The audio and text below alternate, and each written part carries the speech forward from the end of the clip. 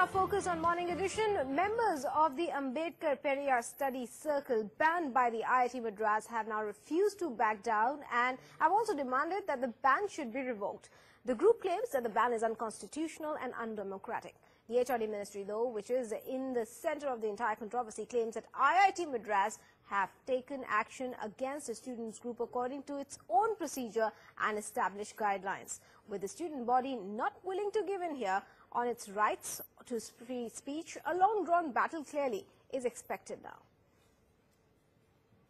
I'm of the opinion that the Constitution, the Parliament, gave the IIT Madras the right to administer itself autonomously. It also gave the right to a students' council, which is comprising of democratically elected students' representatives, to decide what are the rules, regulations and guidelines under which student activity, student organizations shall function within the IIT Madras campus. Basically, this is a very authoritarian decision taken by the Dean of Students without hearing the our side of the story, and this decision also violates the Indian Constitution, which gives us right to dissent and express our criticism against the government. We will try to resist this decision as much as possible. We will try to gather popular support and voice against the decision of the Dean Students. It would be wrong to say that we use IIT names to represent IIT Madras as such. Rather, all the institute bodies here, or independent institute bodies here, not just that, even the business enterprises started from IIT Madras just by students, which is not at all representative of IIT Madras, say something like an initiative by IIT Madras students. All this group does. It is done by all the right-wing groups here. All business enterprises, which comes out of IIT Madras, all the independent student body does this, with a faculty advisor does this. The IIT Madras today in a statement has said that they re-recognized your group because you had used the term that an initiative of IIT Madras. How do you respond to this? We have mentioned that we are students of an initiative by IIT Madras students. So we have the right to say that we are students from IIT Madras. So, do the professors here don't say when they go to academic conference that they are from IIT Madras? No, they do mention that. Like that, we are from IIT Madras. We don't represent IIT Madras, but we are students of IIT Madras. That's it. The student bodies can't use the name of IIT Madras. Don't say when they go to academic conference that they are from IIT Madras. No, they do mention that. Like that, we are from IIT Madras. We don't represent IIT Madras, but we are students of IIT Madras. That's it.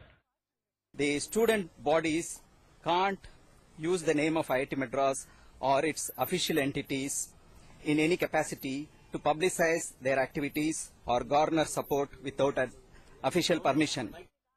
I believe this is a kind of an atrocious attempt by the administration to put our message.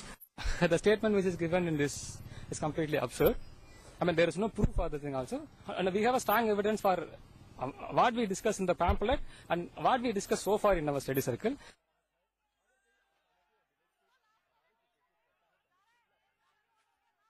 Right, so you heard those reactions coming in from the ground, but political parties have reacted sharply to the ban. Let's listen to some of the political reactions now. We have our sympathies with Ms. Smriti Irani. She is doing her best to find lost political ground inside the BJP. We all know that how she was summarily dismissed by Shri Amit Shah from the Rashtriya Karyakarani of BJP recently. We all know the whisper campaign against her, with change of her portfolio for her known performance. So I think she should settle these disputes within her own party rather than fire from our shoulders to look for lost political ground. This is precisely what our Vice President Shri Rahul Gandhi pointed out, that the process of democracy is threatened through these fringe elements. They are into our academic institutions, they are into campuses, they are gagging the academicians, they are gagging students, different voices are expressed. Democracy is about dialogue, democracy is about debate. And if you gag all this, and I'm told it is done by the HRD ministry, it is sad that the HRD ministry, which should be run and looking after the IITs, the directors are in trouble. They have created problems for them. The IIT director, Delhi, the board of director, IIT, the proper management of IIT is in trouble. So all this is happening while they continue gagging the academic institutions, students particularly when they want to debate a subject. Why are they scared of any criticism? If it arises at the student level, arises at any level, you need to address this. अब मोदी सरकार तो democracy पे believe ही नहीं करती है, तो they can do anything. So they're doing a good job, and all of a sudden, without any inquiry, this HRNC of the central government has de-recognized them. I don't think that can be justified. And as far as Congress is concerned, we will stand by the students. There's nothing wrong in this democratic country. You have rights to criticize anybody. Let it be a prime minister, let it be the president of India. Even judges have come under criticism. और मैं ये कहूंगा frustrated Congress को कि कम से कम अपने राजनीतिक स्वार्थों की पूर्ति के लिए आईआईटी जैसे शैक्षिक संस्थानों का दुरुपयोग मत करिए। वहां जाति और धर्म की राजनीति की घृणा मत फैलाइए। आईआईटी मद्रास एक इंडिपेंडेंट ऑटोनोमस बॉडी है और वहां जो रूल्स है उनको प्रोटेक्ट करने के लिए अगर आईआईटी मद्रास अगर कानून का सहारा लेता है और ऐसे एलिमेंट्स को अगर बैन लगाता है जो आईआईटी मद्रास का नाम खराब कर रहे हैं या बदनाम कर रहे हैं, तो कांग्रेस को इस पर कोई आपत्ति नहीं होनी चाहिए। लेकिन कांग्रेस का एक नीति है कि जहां ऑर्डर है वहां डिसऑर्डर कैसे किया जाए। I think this is high time that the whole world should realize and India should realize that a soft fascism is practiced in this country, and there is a height of chamchagiri that you can't criticize Narendra Modi, the Prime Minister of India, and this also shows the mindset of the BJP. This also shows the mindset of the government that they can't tolerate even a criticism from the Dalit students. On the other front, which is the battle is on, of course, this is between Smriti Irani as well as Rahul Gandhi. Well, the Congress Vice President and the Union Human Resources Development Minister squared off on Twitter over banning of students group by the IIT Madras on the charge of spreading hatred against Prime Minister Narendra Modi. Now, it has turned into a full-blown war of sorts on social media as both sides traded charges, with Irani daring Rahul Gandhi to a debate. Earlier, Rahul said that the free speech here was being stifled by the centre and he will fight any attempt to crush dissent and debate. The autonomy of an institution cannot be selective. You have to be equidistant from it, and you have to let an institution take its own decision. Is an institution's autonomy to be crushed just because Rahul Gandhi does not see eye to eye with the proposal of the institution? Is the voice of the student council, which determines the rules and regulation, to be crushed because Rahul Gandhi sees a political motive behind it? That is a question that is still not answered. Well, colleague Molly Gambhir joining us now for further details on this development. Interesting war of words now coming out of Smriti Irani and Rahul Gandhi here. Both neck and neck, both had, remember, fought from Amethi. We saw how Smriti Irani visited Amethi. Rahul followed soon after. The battle ensued there as well. But what are we expecting here now? Because she's challenged Rahul Gandhi now once again that she'll be seeing Amethi soon. She'll be going there and see you there.